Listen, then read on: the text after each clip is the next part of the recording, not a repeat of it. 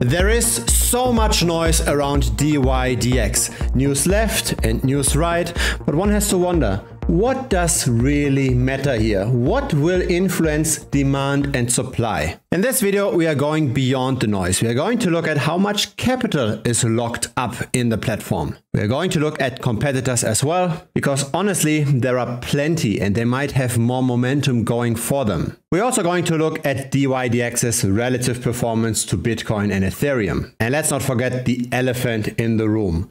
Token dilution, more token printing that can potentially depress the price. Not everything with DYDX is sunshine and rainbows. But before we get into this, let's look at the fundamentals. Fundamentally, DYDX is a derivatives platform. It's a platform where you can trade perpetual futures. Derivatives are financial instruments that are derived from an underlying, but they don't comprise necessarily that underlying. So you can bet on a certain value on a cryptocurrency, but you're not really buying or selling the cryptocurrency. You're just opening up a bet against a counterparty. So let's say you want to bet on falling prices of Bitcoin. You're not actually borrowing the Bitcoin and selling short the Bitcoin. What happens on DYDX is that you're opening a bet against an aggregated pool. So there are liquidity providers that bring in all the capital and that are okay with taking on that bet for a certain fee. Now, why would you do this? Why wouldn't you just say borrow the Bitcoin and short this directly using Aave, for example? The reason is the fees are potentially lower on those perp exchanges, and you might get exposure to other crypto assets that you might not be able to borrow at a certain time. Now, DYDX was the first of its kind and it got quite a bit of adoption, and so competition sprung up. The second largest perp future exchange is GMX. And there's now so many different perp exchanges that there are even aggregators such as MOX that look at different perp exchanges, try to find out what are the best prices, the best financing deals across different perpetual exchanges, and then open up the best deal for you. And so we've got a whole list of perp exchanges.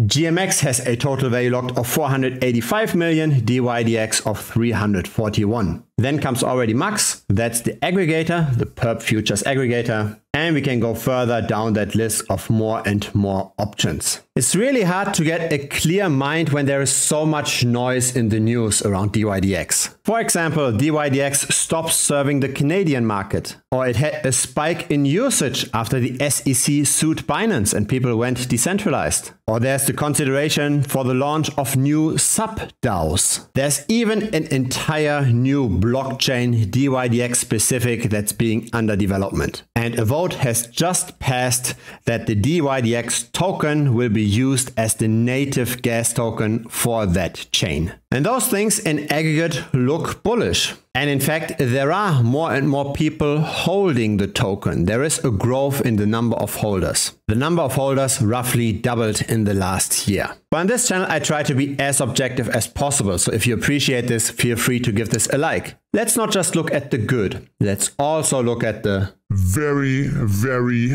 ugly. This here is the total value locked development of DYDX, or how much capital does the platform attract over time. And just in terms of usage, there was pretty much zero growth in the last year. Now, why is the growth stalling? It's because of competition. DYDX can only be used on the Ethereum chain right now, which is very expensive. Competitor GMX is active on Avalanche and Arbitrum, for example, which are way cheaper to use. You've got way less gas fees to make a transaction. And as said, there are now aggregators, decentralized perpetual futures aggregators that also get more and more of the momentum. And this then explains why the relative performance of DYDX to Bitcoin isn't that great anymore. We're simply just going sideways. But here's the problem. Whenever you get into an altcoin, you take on more risk than just by buying Bitcoin, for example.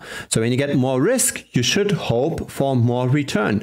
Otherwise, the risk to return ratio isn't that great. If you're just going sideways with an investment in DYDX, you are not in the right place. You have to expect outperformance, and I do not see that happening. And one reason for this is the ever-increasing circulating supply to the node operators. But that's only the smaller of the problems.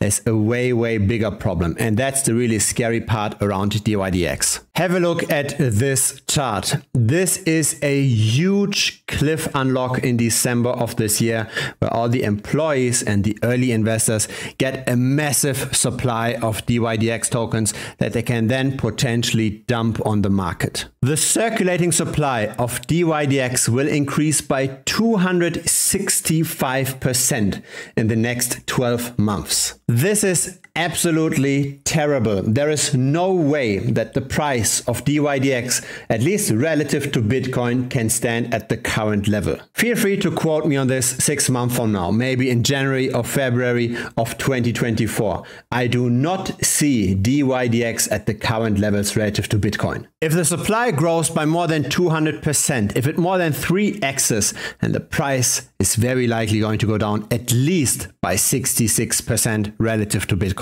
And this is especially problematic given that the competition, such as GMX, has an annual inflation of only 1.7%. That's less than Bitcoin's inflation. Be careful out there. Don't just buy the hype.